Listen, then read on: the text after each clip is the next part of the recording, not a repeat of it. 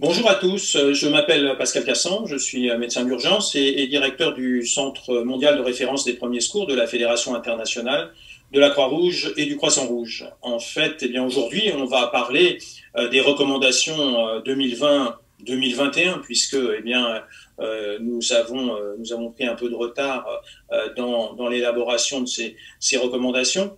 Et nous allons parler donc tout d'abord bien sûr des premiers secours et puis de la réanimation cardio-pulmonaire qui fait évidemment partie intégrante de ces premiers secours dans de nombreux pays. Alors dans ce domaine, eh bien, je n'ai pas de conflit d'intérêt, tant financier qu'intellectuel. Et pour commencer, eh bien d'abord, hélas pour vous, il n'y aura pas de scoop, il n'y aura pas de révolution. En effet, ces recommandations 2020, eh bien, elles sont en fait une des recommandations qui vont aller dans le sens de celles de 2015.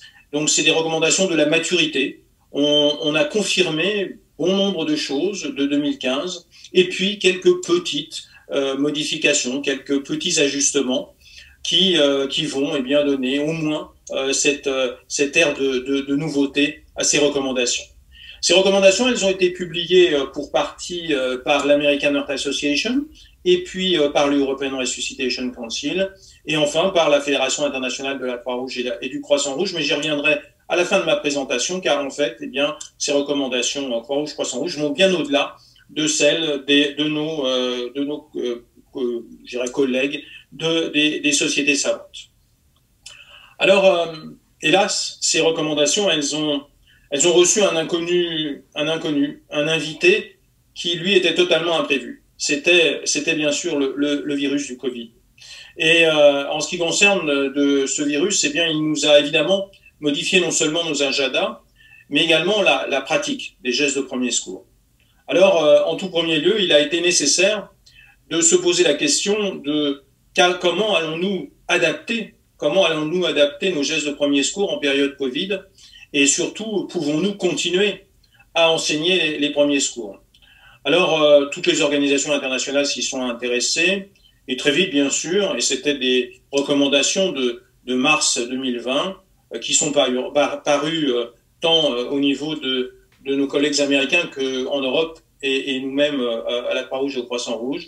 Nous avons confirmé qu'il fallait continuer à fournir ces premiers secours tant sur le plan opérationnel, bien sûr, mais également sur le plan de la formation, et que pour cela, eh bien, il fallait simplement adapter nos techniques. Premièrement, bien sûr, pour que tous les formateurs et tous les participants soient parfaitement protégés, il fallait bien sûr respecter le lavage des mains avant et après chaque geste, assurer une distanciation sociale, si possible, avec des tout petits groupes, si on les continuait, ce qui a été possible dans un grand nombre de pays. Utiliser des équipements de protection individuelle, en particulier lorsque l'on parlait de secourisme avancé, c'est-à-dire pour nous une équivalence du PSE. Et puis ensuite, bien sûr, mettre l'accent sur la prévention.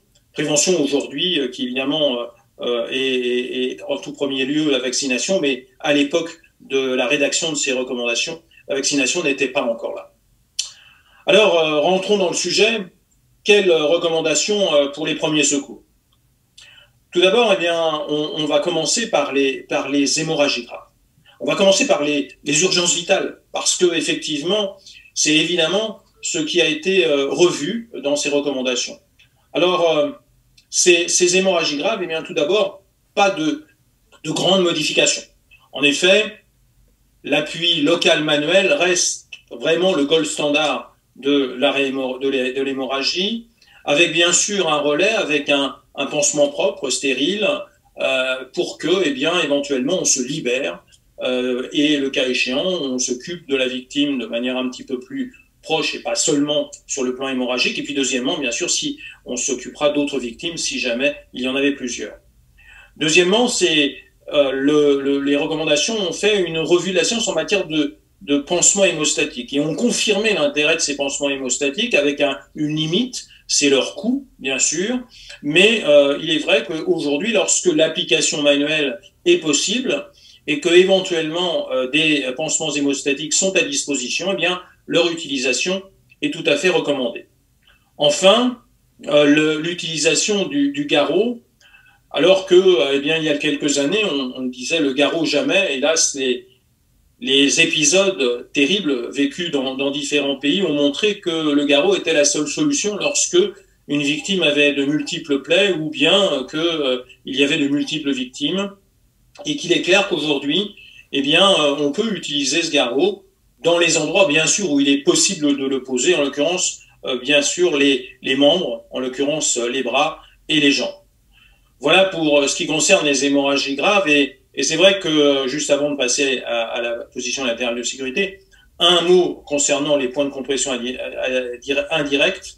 Eh bien, ces points de compression ont de nouveau été réévalués et montrent leur dangerosité par rapport à cette technique qui va peut-être augmenter le saignement, et deuxièmement, qui est très difficile à maintenir, et donc il n'est pas recommandé ni pour les premiers sauveteurs, ni pour les sauveteurs avancés, que sont nos secouristes, eh bien d'utiliser ces points de compression à distance. La seconde révision, ça a été la position latérale de sécurité. Alors tout d'abord, l'indication de la position latérale de sécurité, il est clair que c'est celle que nous connaissons, c'est-à-dire une victime qui ne répond pas et qui ne respire pas normalement.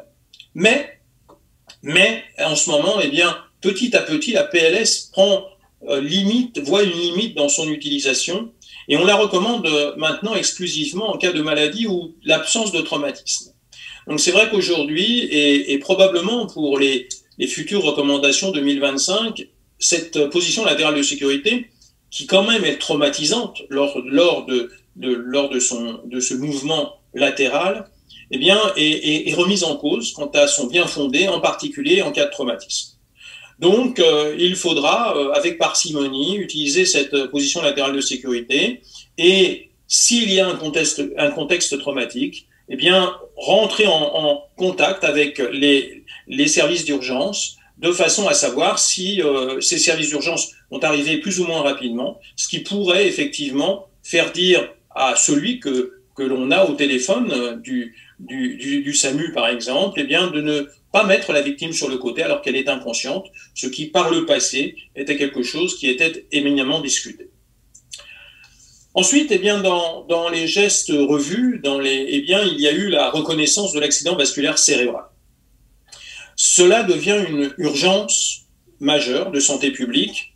Comme l'infarctus du myocarde, il y a quelques années, il y a des fantastiques progrès en matière de débouchage des artères, et de ce fait, eh bien, c'est une course contre la montre qui se joue du fait du peu de temps pour les cellules cérébrales, en l'occurrence, eh bien, effectivement, ces cellules cérébrales ne vivent que très peu sans oxygène et doivent donc très vite de nouveau recevoir l'oxygène. Et pour cela, eh bien, la première chose à mettre en place, c'est une reconnaissance de cet accident vasculaire cérébral par le grand public très vite, afin qu'il donne au plus vite l'alerte pour que les victimes de ces accidents puissent être pris en charge rapidement.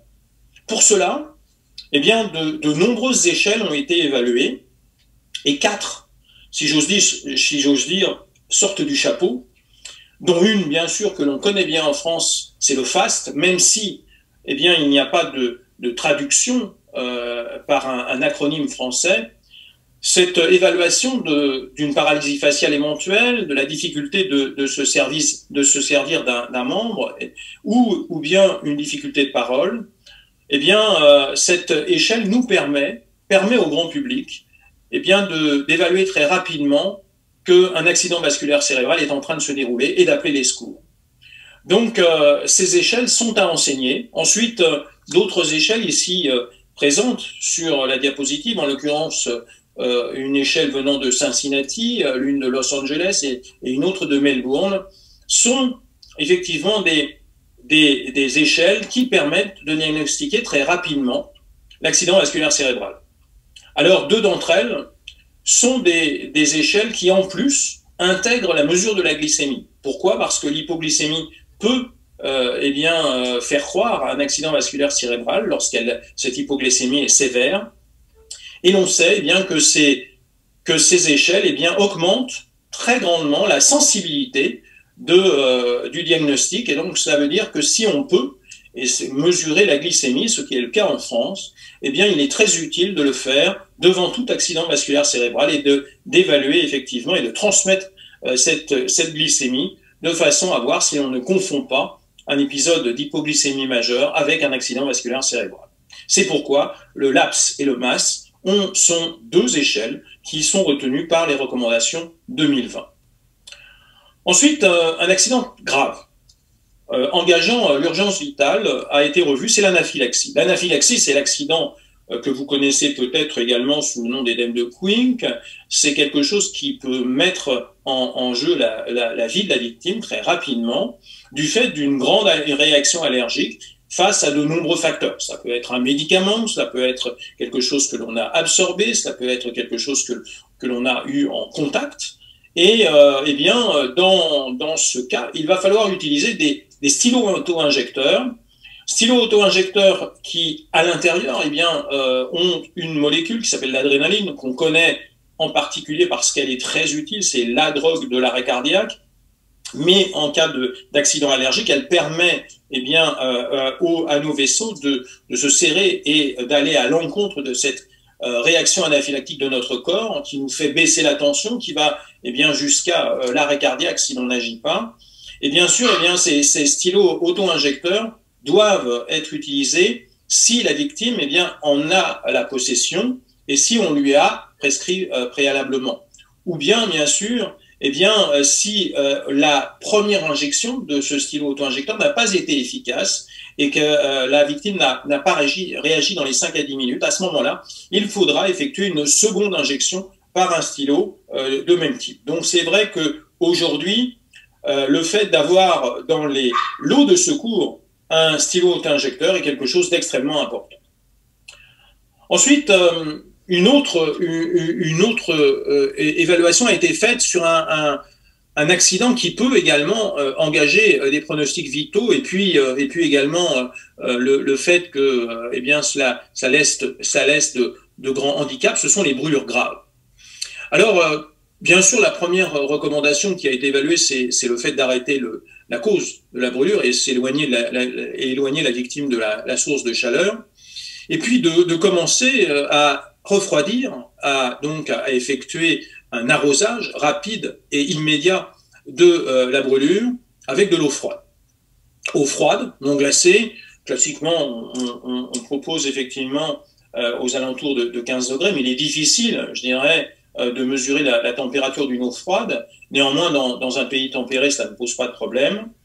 Et là où, eh bien, on a une grande discussion entre les spécialistes des brûlures et puis les urgentistes et les anesthésiologistes, c'est clair que, eh bien, la durée d'arrosage a été évaluée à 20 minutes. Elle peut paraître longue pour des personnes et des spécialistes qui prennent en charge les brûlés, mais néanmoins, c'est l'urgence qui prime. Et dans l'ensemble des études revues, eh bien, on montre que ces 20 minutes sont le délai à respecter, en tout cas, de façon à ce que eh bien, cette brûlure soit bien prise en charge. Ensuite, on recouvre cette brûlure d'un pansement stérile, si on le peut, ou en tout cas sec, ou bien d'un film plastique, par exemple, comme utilisé en cuisine, des petits films plastiques et sans le serrer, de façon à protéger cette brûlure et de la faire prendre en charge, le cas échéant, par les services spécialisés. Ensuite, a été revu le traumatisme du rachis cervical, de la colonne cervicale. Bien sûr, ce traumatisme est grave. Ce traumatisme est grave parce qu'il peut engendrer des paralysies, voire des paralysies extrêmement graves, des quadriplégies. Et bien sûr, dans ce cadre-là, il a fallu se poser la question de quel était le bon geste.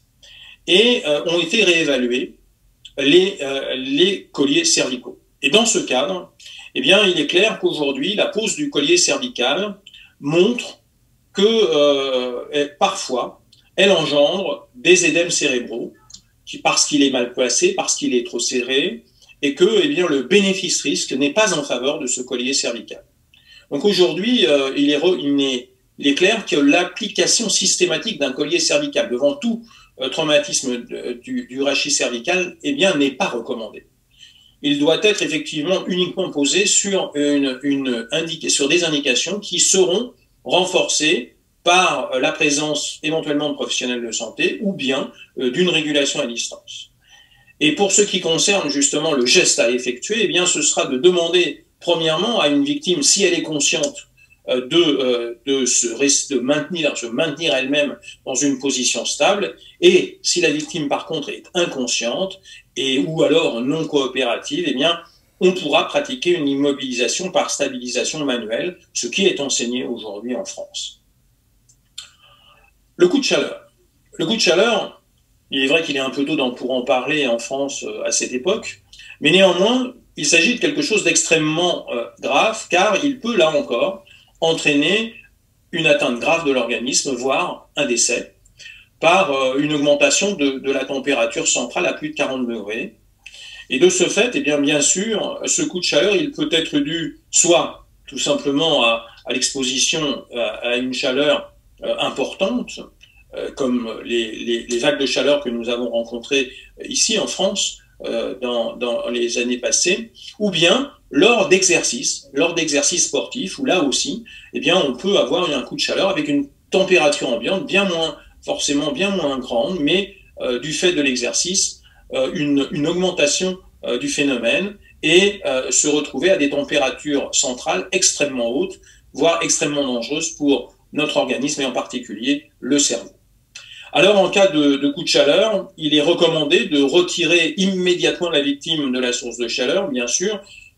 Si c'est une insolation, donc une exposition au soleil, eh bien, on n'attend pas la prochaine éclipse. On met la victime plutôt dans une plage, je dirais, d'ombre, voire une plage climatisée. Là, c'est quelque chose d'extrêmement important.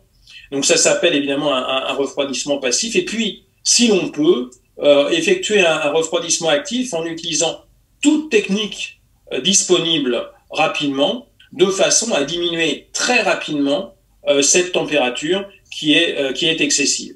Alors pour cela, on immerge le corps entier dans l'eau, avec tête en dehors de l'eau quand même, c'est quelque chose d'important, dans une eau froide, entre 1 et 26 degrés Celsius. Donc ce n'est pas rien, c'est quelque chose d'extrêmement froid.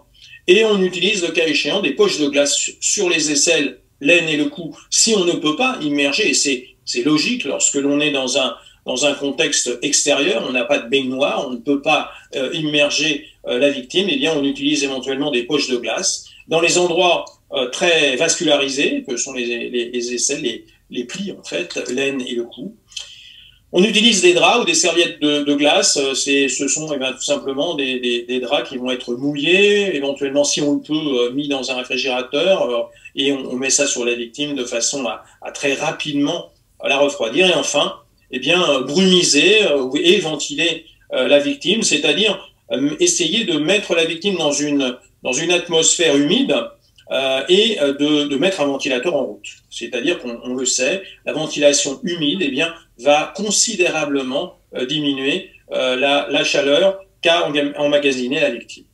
Voilà pour le coup de chaleur. Ensuite, eh bien, on va parler des lésions articulaires fermées. Alors, quelles sont ces lésions articulaires fermées d'un membre? Vous les connaissez, il s'agit de l'entorse, il s'agit éventuellement de la luxation, en tout cas, voire d'une fracture, si cela c'est compliqué. Alors ça, eh bien, tout simplement, un certain nombre de méthodes ont été réévaluées, et l'on montre que finalement la plus simple est la meilleure, en l'occurrence l'absence de mouvement, et donc simplement demander à la victime de ne pas bouger et de l'emmener, le cas échéant, vers un lieu où on pourra prendre en charge ce traumatisme et surtout faire une radio. Il n'y a pas, en effet, de preuves concernant l'immobilisation par des bandes de compression d'une lésion articulaire fermée. Donc aujourd'hui, tout ce qui concerne ces bandes élastiques posées au niveau d'une cheville ou éventuellement encore moins des bandes toutes simples ne se justifient pas, surtout en premier secours. Elles peuvent être, le cas échéant, l'objet de soins par des spécialistes que sont par exemple les kinésithérapeutes qui posent des strappings, mais dans l'urgence et dans le premier diagnostic, eh bien, elles n'ont pas montré leur efficacité. Un nouveau sujet a été abordé dans ces recommandations 2020. Il s'agit du malaise vagal.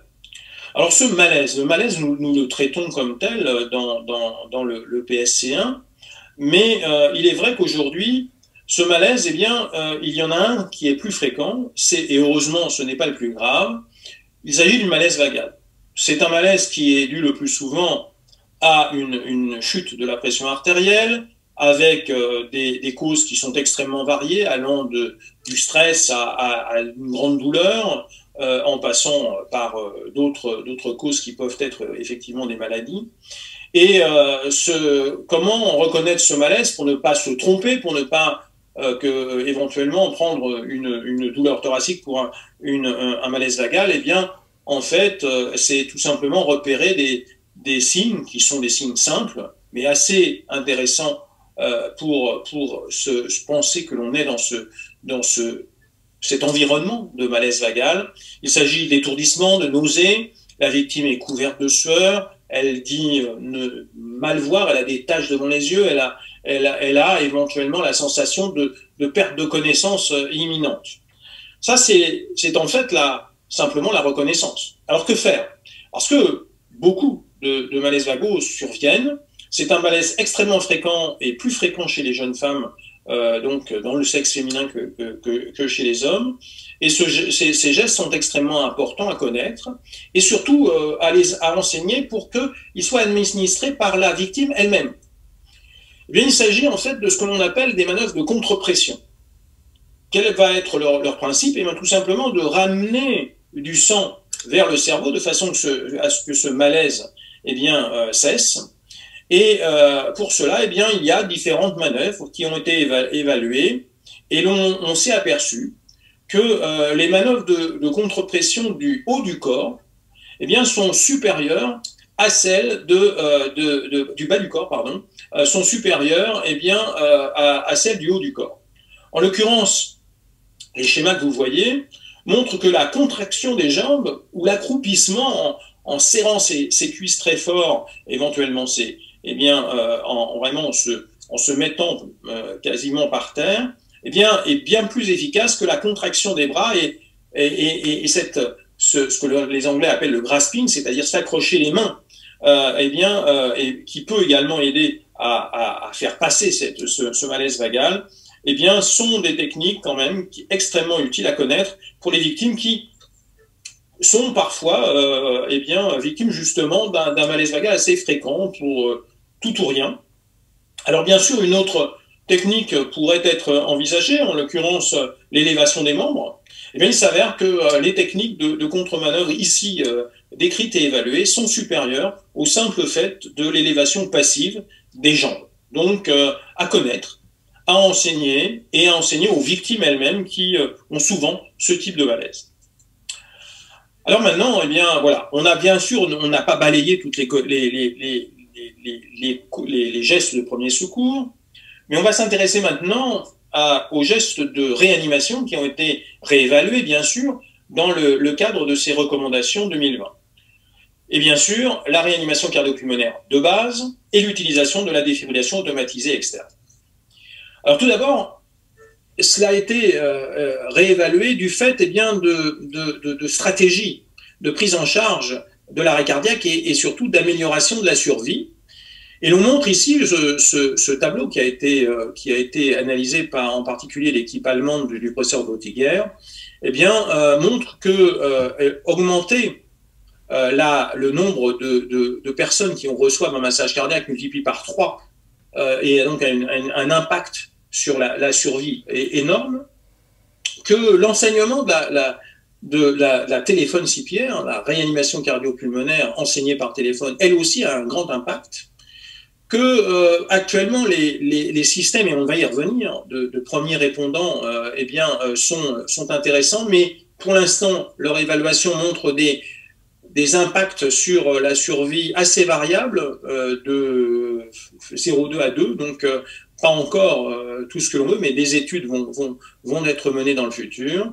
Bien sûr, l'arrivée des secours médicalisés et de centres spécialisés de l'arrêt cardiaque, là aussi, augmente considérablement la survie des victimes. Et par ce biais, eh bien, lorsque l'on parle de ces 5 grandes stratégies de survie, eh bien, de ce fait, on revoit bien sûr ce que l'on doit faire pour les améliorer. Tout d'abord, la réanimation cardio-pulmonaire de base et la défibrillation. En fait, plusieurs éléments ont été réévalués, la reconnaissance de l'arrêt cardiaque, l'appel au secours, une RCP de qualité, la détection précoce et fiable des défibrillateurs automatisés externes et la localisation des défibrillateurs également par les premiers intervenants. Enfin, à toute fin, on verra les voies de recherche qui sont ouvertes aujourd'hui pour améliorer l'ensemble du système. Donc 2 choses, en tout cas, sont particulièrement nouvelles. C'est la localisation des défibrillateurs et des premiers intervenants. C'est une grande différence entre 2015 et 2020. Les applications ont fleuri et montrent leur efficacité. Et puis les voies de recherche également, bien sûr, pour 2015.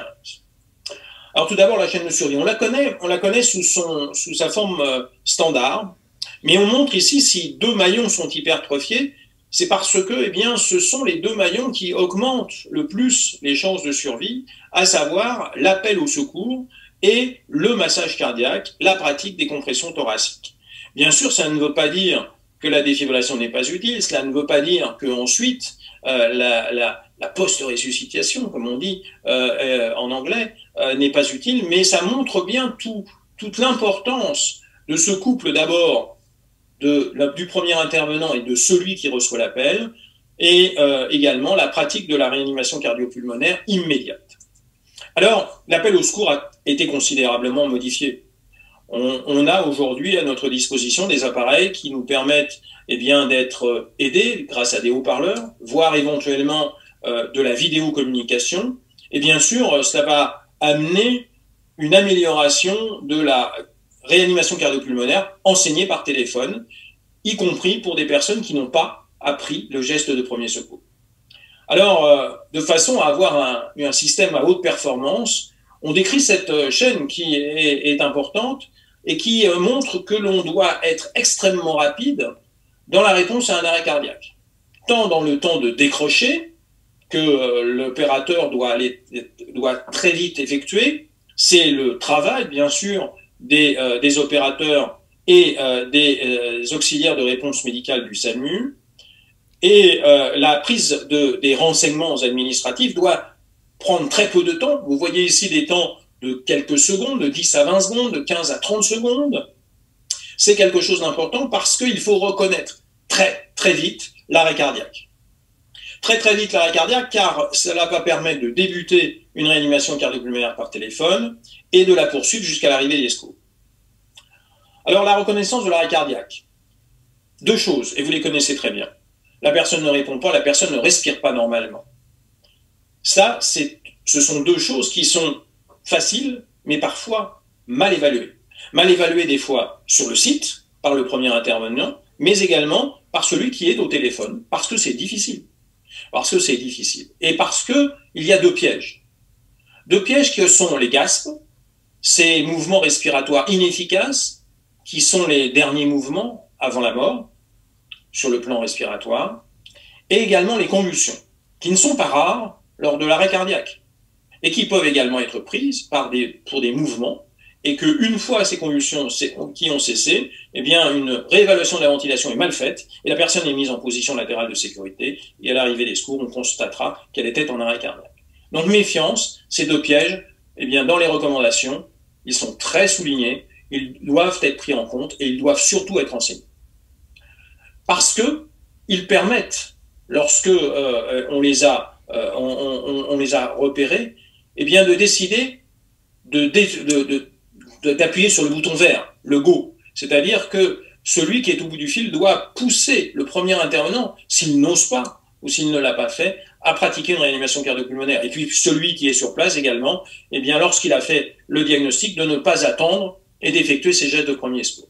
Alors ces gestes, ces compressions thoraciques, elles n'ont pas changé. En termes de qualité, la qualité d'un massage cardiaque est toujours la même, sur la moitié inférieure du sternum, au centre du thorax, à une profondeur de 5 à 6 cm, à un rythme de 2 appuis sternaux par seconde, et donc pour arriver à un rythme à peu près à 100-120 par minute, des bras tendus, avec un relâchement complet du thorax, de façon à ce que eh bien, le cœur se gorge de sang au prochain, entre les deux appuis, et qu'au prochain au prochain appui, eh bien, le sang soit réexpulsé.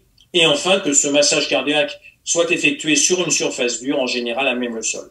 Voilà les recommandations qui ont été réévaluées et réaffirmées. Comme je vous le disais, effectivement, des recommandations de la maturité. Aujourd'hui, on n'a pas trouvé encore mieux que ce que l'on avait présenté en 2015. Concernant la ventilation, elle reste, comme on dit, le gold standard. Elle doit accompagner, lorsque c'est possible, les compressions thoraciques. Mais bien sûr, il y a des cas où le sauveteur ne veut pas ou ne peut pas pratiquer les ventilations.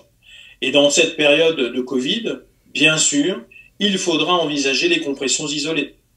C'est quelque chose qui est tout à fait recommandable parce que fait décoller les courbes de survie, même en l'absence de ventilation. Donc, ne pas oublier ce double enseignement difficile pour le grand public à comprendre, que les compressions doivent être accompagnées de ventilation, mais que si on ne sait pas ou on ne peut pas, on peut effectuer juste les compressions thoraciques. Si effectivement ce virus est présent, eh bien il faudra prendre des mesures particulières. Et cela aussi, ça a été évalué. Tout d'abord, ne pas s'approcher de la bouche de la victime. Donc de ce fait, la bascule de tête en arrière, elle n'est que pas recommandée.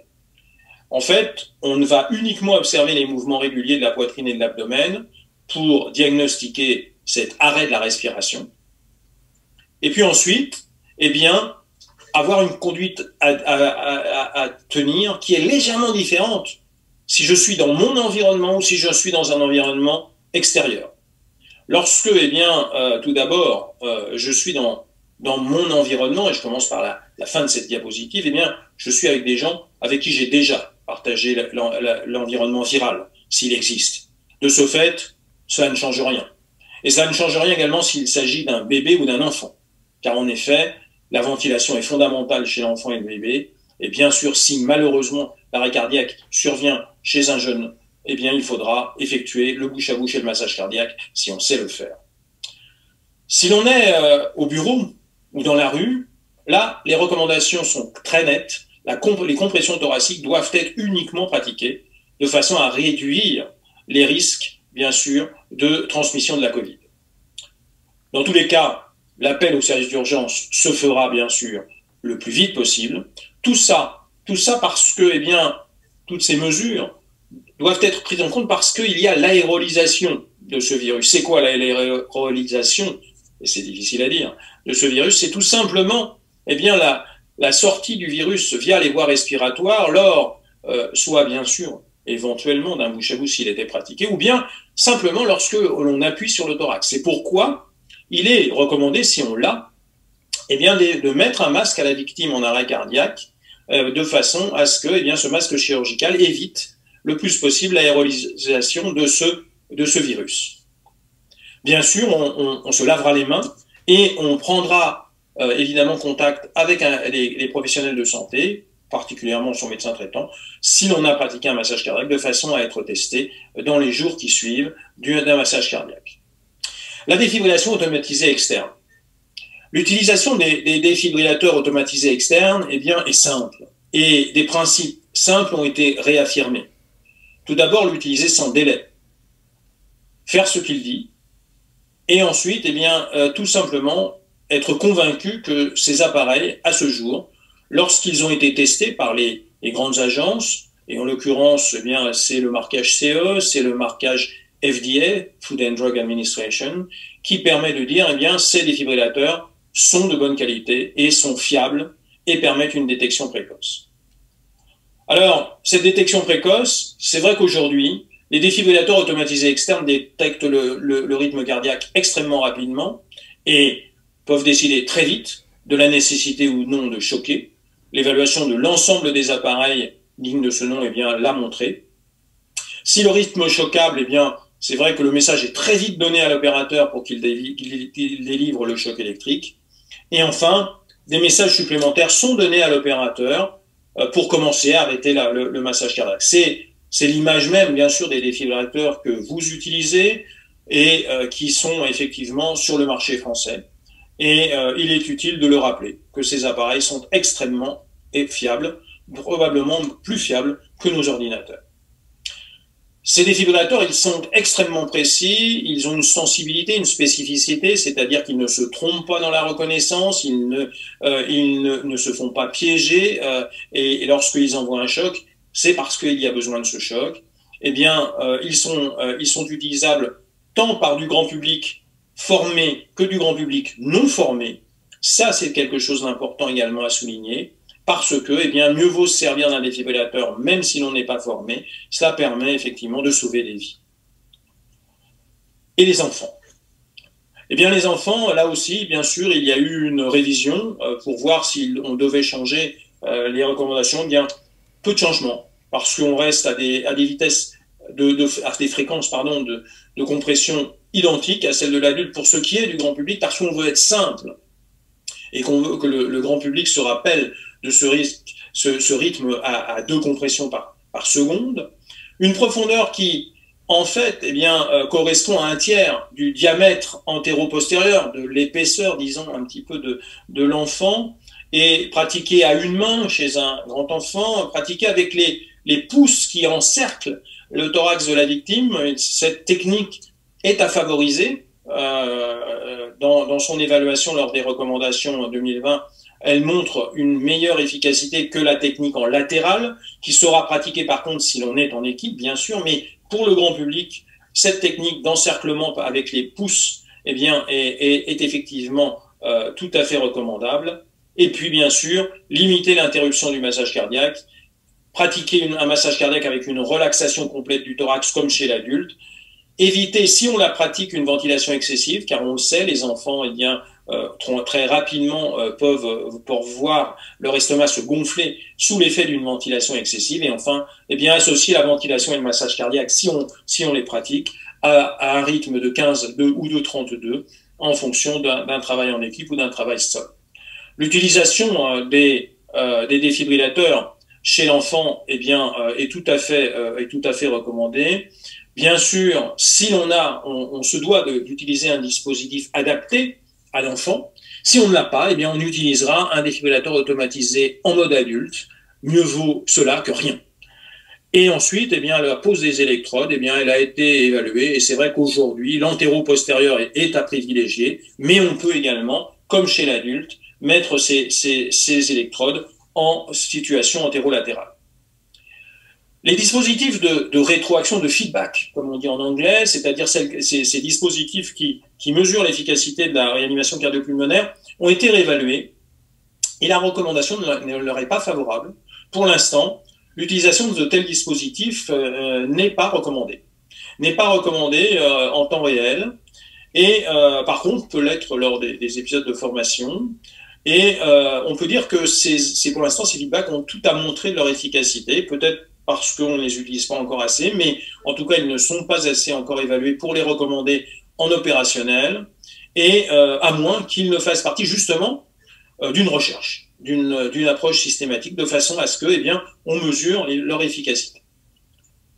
Les nouvelles technologies, eh bien, elles sont une grande aide, une grande aide à la réanimation cardio-pulmonaire et à la défibrillation.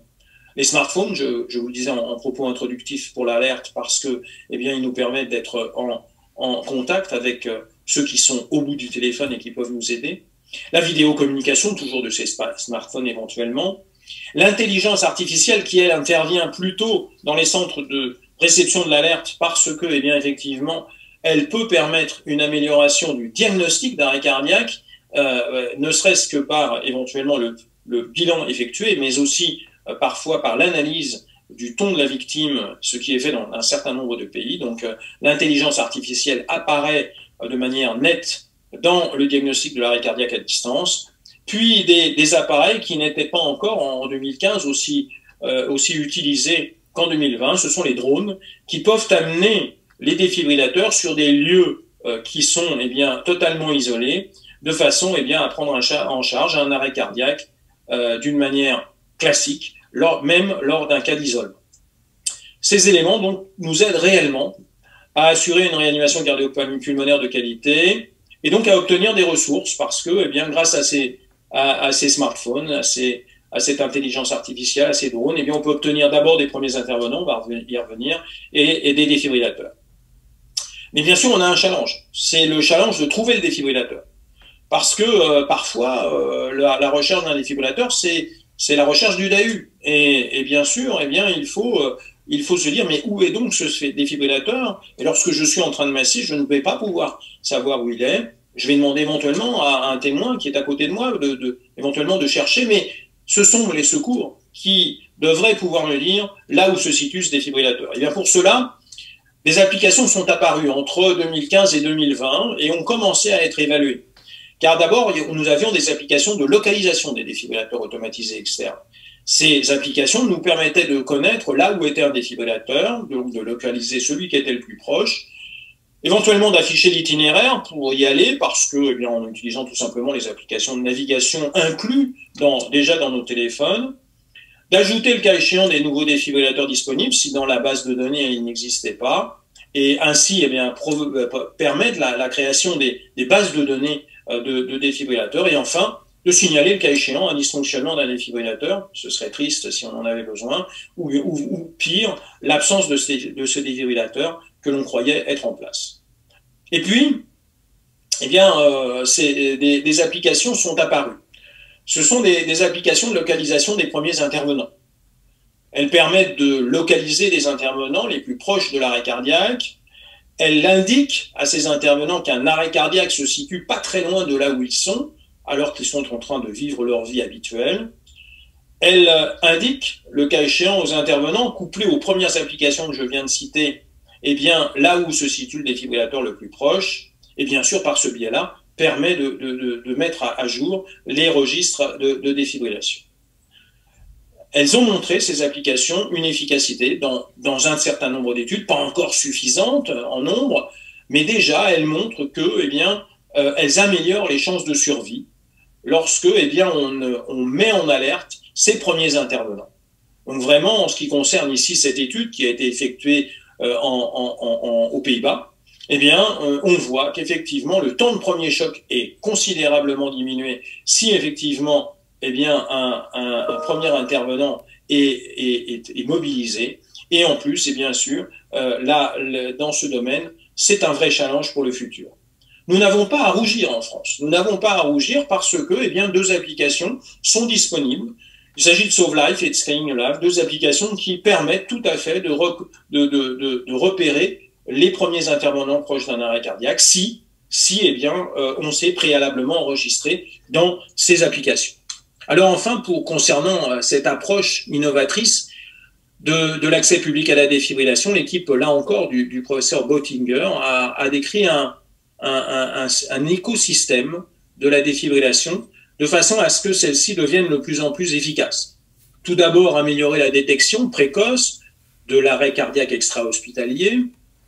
Ensuite, d'améliorer la sensibilisation du public et sa volonté d'utiliser ces défibrillateurs, optimiser la disponibilité des défibrillateurs et évaluer bien sûr eh bien, si l'on est dans le bon sens et si on a placé les défibrillateurs aux bons endroits, d'enregistrer les défibrillateurs et en particulier leur activité dans des registres, c'est le cas en France, avec un excellent registre qui est REAC, qui permet bien d'analyser toutes les composantes de la survie à l'arrêt cardiaque.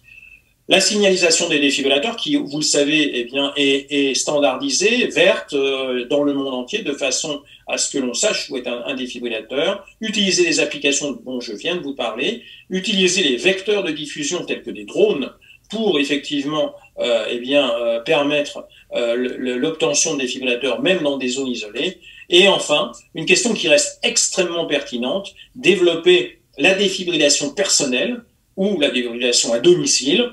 Il existe déjà des défibrillateurs proposés à domicile, ils apparaissent, y compris en France. C'est un élément qui devrait améliorer les chances de survie, car n'oublions pas, 7 arrêts cardiaques sur 10 eh bien, arrivent en milieu individuel, dans une maison, donc avec eh bien, sa famille ou quelques amis, mais rien de plus. Et là, bien sûr, l'apparition de défibrillateurs, des home défibrillateurs, eh bien, améliorera considérablement la prise en charge de l'arrêt cardiaque.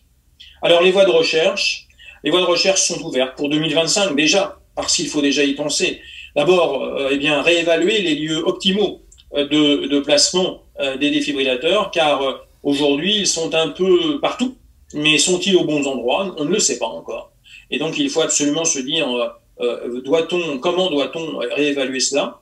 Bien sûr, évaluer le rôle optimal des dispatchers médicaux d'urgence pour identifier le mieux possible les défibrillateurs, l'arrêt cardiaque et pour identifier là où se trouvent les défibrillateurs.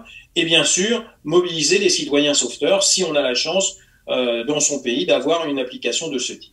Et enfin, eh bien, comment intégrer tout cela dans des programmes d'intervention de citoyens pour que, eh bien, de plus en plus de membres de notre communauté se sentent motivés à faire partie de ces citoyens sauveteurs. Alors, en résumé, et pour finir, malgré tout, peu de changements depuis 2015, mais néanmoins, on a souligné l'interaction importante entre réanimation cardio-pulmonaire de base, pratiquée par le premier témoin, et le dispatching d'urgence. C'est un vrai couple qui conduit à l'efficacité. Les nouvelles technologies qui apparaissent et qui nous permettent petit à petit d'aider à la reconnaissance, d'améliorer la RCP et d'améliorer la formation. Et puis, eh bien, le développement de voies de recherche. C'est extrêmement important. Alors, pour en savoir plus, parce que je n'ai pas abordé toutes les situations de premier secours, eh bien, un référentiel, un guideline également, a été édité par la Croix-Rouge et le Croissant-Rouge, qui aborde beaucoup plus que ce que présente l'ILCOR ou l'European Resuscitation Council, parce que, eh bien, aidé d'un centre de recherche de la Croix-Rouge de Belgique, eh bien, nous avons évalué beaucoup plus de gestes, et vous trouverez dans ce guideline, eh bien, beaucoup plus de gestes et de preuves en la matière, tant sur des situations qu'on connaît bien, que des situations éventuellement médicales ou environnementales, que peuvent être les morsures de serpents, les accidents de décompression, et puis également d'autres situations extrêmement importantes comme les détresses psychologiques qui sont également extrêmement importantes et intégrées au premier secours. Alors, pour cela, également, dans ce guideline, eh bien, sont largement développés les principes d'éducation. Ils ont été évalués grâce à des preuves scientifiques. C'est nouveau. C'est nouveau parce que peu d'études jusqu'à maintenant s'intéressaient à l'évaluation de la pédagogie. Donc, vous y trouverez l'évaluation de la motivation pour l'apprentissage des premiers secours, la formation des enfants, quelles sont les meilleures techniques actuellement évaluées, l'apprentissage en ligne, qui aujourd'hui prend toute sa valeur par la crise Covid, l'apprentissage mixte, qui est bien justement, on va l'espérer, le réacquérir le plus rapidement possible avec un présentiel et un distanciel. Quelles sont eh bien les techniques qui ont prouvé une meilleure efficacité? L'apprentissage par les médias, parce que là encore, les nouvelles technologies nous aident. Et puis le jeu également, parce que les enfants apprennent mieux par le jeu. Eh bien, cela a été évalué par les pairs également, à savoir, eh bien, tout simplement, suis-je motivé d'une manière plus importante si c'est quelqu'un de mon âge, quelqu'un de ma communauté qui m'enseigne, plutôt que ce soit classiquement quelqu'un d'extérieur, un formateur, mais que je ne connais pas. L'apprentissage par la vidéo, les dispositifs de rétrocontrôle dont on a parlé, et puis surtout, bien sûr, eh bien, ont été évalués le rafraîchissement de la mémoire et ce qu'on appelle le recyclage en France. Pas très joli mot, mais néanmoins, ce qui veut dire, c'est-à-dire, en l'occurrence, combien de temps gardons-nous en mémoire ces gestes de premier secours que l'on nous a enseignés, et combien de temps, eh bien, en combien de temps je dois les revoir, de façon peut-être un jour à les maintenir dans ma mémoire de façon constante. Voilà, pour cela, vous avez le site qui est d'une plateforme qui vous permet d'aborder l'ensemble de ces éléments, tout comme les éléments techniques. Et donc, je vous remercie de votre attention.